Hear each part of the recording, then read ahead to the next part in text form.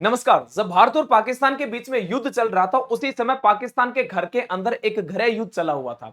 काफी लोगों का तो यह भी कहना है कि जब हमने पाकिस्तान के अंदर सभी एयरबेस को नष्ट कर दिया था, पाकिस्तान के अंदर जब गृह युद्ध चल रहा था, तो जब हम वहां पे जीतने वाले थे, तो फिर पाकिस्तान से हम हार लेकर क्यों आए हैं। तो काफी सारे लोगों के अलग अलग राय थे। इसके बारे में एक बार विस्तार से जानेंगे। हमें वास्तविकता में वहां से इस युद्ध से सीखने के लिए क्या मिला है, किस देश ने हमारा कितना सहयोग किया था और यहां पे गृह युद्ध क्या था। आप लोग मेरे पीछे एक मैप देख रहे हैं। मैप के अंदर ये हमारा इंडिया है और बगल में ही पाकिस्तान का नक्शा है। यहाँ पे एक जो जगह जो हाईलाइटेड है वो है बलूचिस्तान। बलूचिस्तान के बारे में ही हम लोग थोड़ा सा जानने का प्रयत्न करेंगे, क्योंकि जो गृह युद्ध चला हुआ था वो इसी से रिलेटेड है। पूरे पाकिस्तान की बातें की जाए तो पूरा पाकिस्तान चार प्रांत के अंदर डिवाइड किया जाता है। पहला जो है खैबर, फिर पंजाब, फिर सिंध और फिर ये होता है बलूचिस्तान वाला एरिया। बलूचिस्तान की बातें की जाए तो ये वही एरिया है जिसके नीचे अरबियन सी है, जो कि ट्रेड के मामले में सबसे बेस्ट जो है लोकेशन माना जाता है। और मैं ये बात कहूं बलूचिस्तान की, तो इसका एरिया भी सबसे ज्यादा है। अदर के मुकाबले देखा जाए एरिया तो ज्यादा है, परंतु यहां की पॉपुलेशन कम है। इसकी पूरी पॉपुलेशन लगभग 1.5 करोड़ के समथिंग है, जबकि पूरे पाकिस्तान की बातें की जाए तो 24.5 करोड़ जो है पूरे पाकिस्तान की जो है वो जनसंख्या है। अब आप लोगों ने बलूचिस्तान का जो नाम है हाल ही में कई बार जो है सुना होगा, और लगभग अगर देखा जाए अभी के बारे में बात की जाए तो बलूचिस्तान का नाम सुना होगा आपने जाफर एक्सप्रेस वे एक्सप्रेस हाईजैक के मामले में सुना होगा। मतलब पाकिस्तान के अंदर एक ट्रेन को जो है, पाकिस्तान के अंदर एक संगठन है जिस संगठन का नाम है BLA, बलूचिस्तान लिबरेशन आर्मी के नाम से ये संगठन जो है फेमस संगठन है वहां का, जिसने इसकी जिम्मेवारी ली थी कि हाँ ये जो ट्रेन है इसको मैंने ही हाईजैक किया है। और इसके अंदर लगभग 200 से ज्यादा जो है मुसाफिर थे। जबकि वहां की आर्मी से पूछा गया, पाकिस्तान आर्मी ने इस चीज को डिक्लाइन कर दिया था। पाकिस्तान आर्मी ने यह कहा था कि हमने जो BLA जो संगठन है, इसके लगभग 33 लड़कों को जो है हमने जो है वो उनको मार दिया है। अब BLA ने इसके ऊपर भी कोई संज्ञान जो है नहीं लिया था। मतलब ये उनके अंदर की बात है, आपस की बात है, वहां की क्या चीजें हैं उसको हम लोग जानेंगे। BLA का एक अलग से ही इतिहास है। या फिर मैं बलूचिस्तान के ऊपर सबसे पहले आऊं, तो बलूचिस्तान पाकिस्तान से लगा हुआ एक अलग प्रांत है। मैंने पहले ही कहा था कि 4 प्रांत है, उन 4 प्रांतों में एक बड़ा प्रांत जो है वो बलूचिस्तान का है। बलूचिस्तान वो प्रांत है जो खुद को पाकिस्तान का कभी हिस्सा मानता ही नहीं था। ये वो प्रांत है जो 1947 में जब पाकिस्तान आजाद हुआ था, तब ये उसके अंदर इन्वॉल्व होना ही नहीं चाहता था, ये अपने आप को स्वतंत्र रखना चाहता था। फिर भी पाकिस्तान इसके ऊपर जो है अपना वर्चस्व, या फिर ये कहूं कि इसको अपने तरफ अट्रैक्ट करके रखता है। इसका मेन रीजन क्या है, तो इसका मेन रीजन है ट्रेड, इसका मेन रीजन है वहां का व्यापार। मैंने बताया था ना, उसके नीचे अरबियन सी है, तो ट्रेड के मुकाबले अगर देखा जाए तो ये सबसे बेस्ट लोकेशन होती है। इसलिए अगर मैं कहूं कि बलूचिस्तान अभी फिलहाल जो सामना कर रहा है, पाकिस्तान और चीन उनका जो दोहन कर रहे हैं ना, उन चीजों का सामना कर रहा है। बलूचिस्तान या फिर उनकी आवाम जो है ये चाहते हैं कि पाकिस्तान और चाइना का किसी भी प्रकार का जो दखल अंदाजी जो होती है वो यहां पे ना रहे। अब मैं हालांकि बातें करूं अभी के जो बलूचिस्तान के अंदर ये जो गतिविधियां होती है यहाँ पे जो पाकिस्तान या फिर चाइना के द्वारा, इन्हीं चीजों को रोकने के लिए वहां पर 2000 की मैं बातें कर रहा हूं, एक संगठन जो है, एक नया संगठन आता है जिस संगठन का नाम होता है BLA, बलूचिस्तान लिबरेशन आर्मी।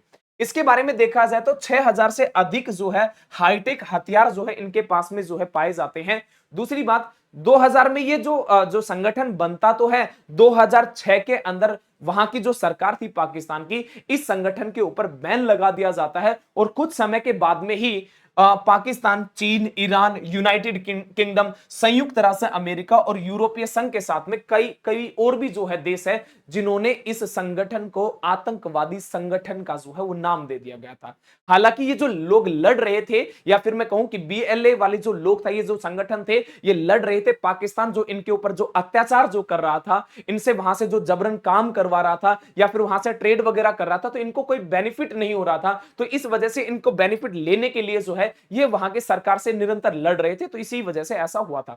मैंने आप लोगों को कुछ कुछ बातें बताई, उससे पहले मैं एक छोटी सी चीज और क्लियर कर देना चाहूंगा। जब भारत और पाकिस्तान का युद्ध जब चल रहा था, तो एक सीज फायर के मतलब जो युद्ध जो है वो जो छिड़ा हुआ था, उसके विराम होने की घोषणा कर दी जाती है। और ये घोषणा कौन करता है, सबसे पहले जो है अमेरिका के राष्ट्रपति डोनाल्ड ट्रंप अपने ट्विटर हैंडल पे लिखते हैं कि अब सीज फायर होने के लिए जा रहा था।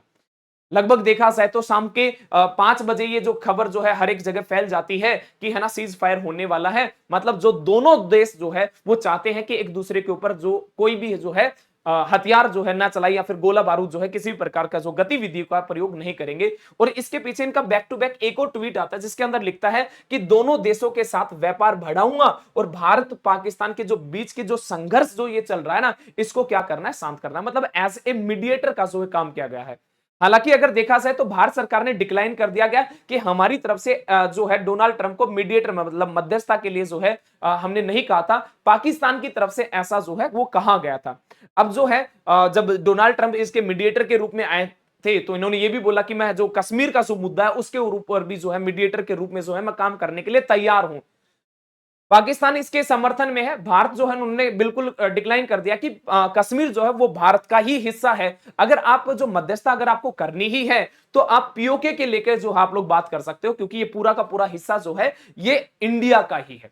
अगर मैं इसके ऊपर थोड़ी सी और मैं चर्चा के बारे में बात करूं तो आप जानते हैं कि उसी समय जब सीज फायर जो है उसका उल्लंघन जो है पाकिस्तान के द्वारा कर दिया गया था, मतलब 2.5 से 3 घंटे के बाद में श्रीनगर के अंदर जो है ड्रोन के द्वारा हमला कर दिया गया था। जब श्रीनगर में ड्रोन के द्वारा हमला किया गया था पाकिस्तान आर्मी के द्वारा, उसी के दूसरी तरफ जो बीएलए है जो बलूचिस्तान लिबरेशन आर्मी जो है वहां की आर्मी ने 39 अलग अलग जगह पे पाकिस्तान के अंदर ही अलग अलग जगह पे हमला कर दिया गया था। और जब ये हमला किया तो काफी सारे जो पुलिस स्टेशन जो थे वहां पे काफी सारे लोगों के ऊपर भी इन्होंने फायर किए थे जो कि आर्मी और पुलिस से रिलेटेड थे। और इसकी जो जिम्मेवारी है इन्होंने बाद में एक नोटिस के माध्यम से भी दी कि है ना ये जो हमला जो किया गया है ये जो बलूचिस्तान लिबरेशन आर्मी के द्वारा जो है वो किया गया है। तो भारत के अंदर कई जो सैनिक जो है या फिर मैं ये कहूं कि जो सैन्य विश्लेषण के जो लोग हैं उन्होंने ये कहा कि जब पाकिस्तान के अंदर ऐसी गतिविधियां हो रही थी और हमने ये भी कह दिया कि वहां के जो एयर बेस सिस्टम थे उनको हमने तहस नहस कर दिया, हमारी आर्मी या फिर मैं ये कहूं कि हमारी सेनाएं जब वहां पे विजय प्राप्त कर सकती थी तो मतलब हम उस घर में जीत सकते थे, तो फिर वहां से हार लेकर क्यों आए। तो लोगों की अलग अलग जो कथनी थी, अलग अलग बातें थी, इसके ऊपर कोई भी मैं अगर ये कहूं कि क्लैरिफिकेशन जो अभी तक तो नहीं हुआ है। हालांकि अगर देखा ये जाए तो जो ये चीजें चल रही थी ना वहां पे पाकिस्तान के अंदर बलूचिस्तान ने अलग अलग जगह पे जो तोड़फोड़ भी की है, जो फायरिंग वगैरह भी की है, कई कई ऐसे ठिकाने हैं जिनको जबरन जो है जब्त भी कर लिया गया है, वो उन्होंने एक नोटिस के माध्यम से बताया।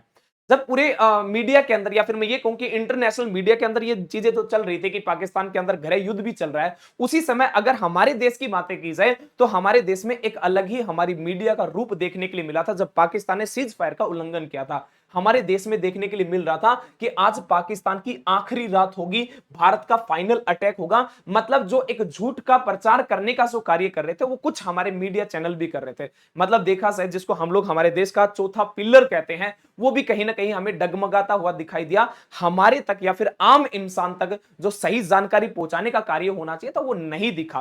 परंतु अगर मैं एक चीज और भी कहूं कि इस पूरे युद्ध से हमें क्या सीखने के लिए मिला, तो सबसे जो मुझे या फिर मैं ये कहूं कि और बहुत सारे लोगों को जो मेन जो अहम पॉइंट जो लगे, सबसे पहला पॉइंट ये था कि तुर्की हमेशा पाकिस्तान का ही समर्थन करेगा। ये बात क्लियर थी क्योंकि जो ड्रोन आ भी रहे थे ना हिंदुस्तान के अंदर वो सारे के सारे मोस्टली जो है वो तुर्की और चाइना ही मेड थे। ठीक है, भारत केवल जो है रूस पर ही भरोसा कर सकता है, इसके अलावा किसी के ऊपर भरोसा नहीं कर सकता। ये लोगों के भी विचार है, मेरे भी विचार, आपके क्या होंगे वो आप लोग भी बता सकते हैं। दूसरी बात, भारत के पास है ना सूचना जो युद्ध वाली जो चीजें हैं, क्योंकि जब 1971 की, क्योंकि लोग ऐसा ही कह रहे थे 1971 के अंदर बोल दिया था इंदिरा गांधी ने कि जहां तक आप लोग जा सकते हो जाओ। अब स्वतंत्र रूप से जो है आर्मी को या फिर कहूं कि तीनों सेनाओं को जो है बोल दिया गया था, पर लोग आज भी मोदी की और जो है मोदी जी की और इंदिरा गांधी की तुलना भी करते हुए जो है नजर आए हैं, तो इसमें भी थोड़ी थोड़ी कमी लगी है। बॉलीवुड की बातें करो, खेल के जितने भी सितारे जिनको आप लोग ये कहते हो कि भी हाँ ये बहुत बड़े स्टार है, खिलाड़ियों की बात कर रहा हूं, एनआरआई की बातें की जाए, सीईओ की बातें की जाए, इनके द्वारा कोई भी जो है इस प्रतिक्रिया को लेके ना तो कोई ट्वीट आया, ना फिर जो है आपके पास में कोई सिंपैथी जो होने चाहिए थी वो कोई चीज नहीं आई। जब युद्ध होता है तो पूरा देश जो हो इकट्ठा हो जाता है, ये हमारे देश की सबसे बड़ी पॉजिटिव बात है। और एक अंतिम बात जो है, आईएमएफ जो है आतंकवाद को फंड करता है। तो पूरा जो युद्ध हुआ था उस युद्ध के जो अहम जो पॉइंट निकल कर आते ये मैंने आप लोगों तक साझा किए हैं। आप लोगों की क्या प्रतिक्रिया कमेंट बॉक्स में एक बार जरूर बताना। क्या आपको सही लगता है, क्या गलत लगता है, क्या इन सभी के सभी पॉइंटों से आप लोग सहमत हैं, क्या वास्तविकता में हमारे देश की जो मीडिया है वो अलग ही डायरेक्शन में काम करते हैं या फिर हम तक झूठा प्रचार या फिर टीआरपी की भूखी है? क्या आपको ऐसा लगता है? कमेंट बॉक्स में अपने विचार जो है जरूर रखना। आज के लिए इतना ही। जय हिंद, जय भारत।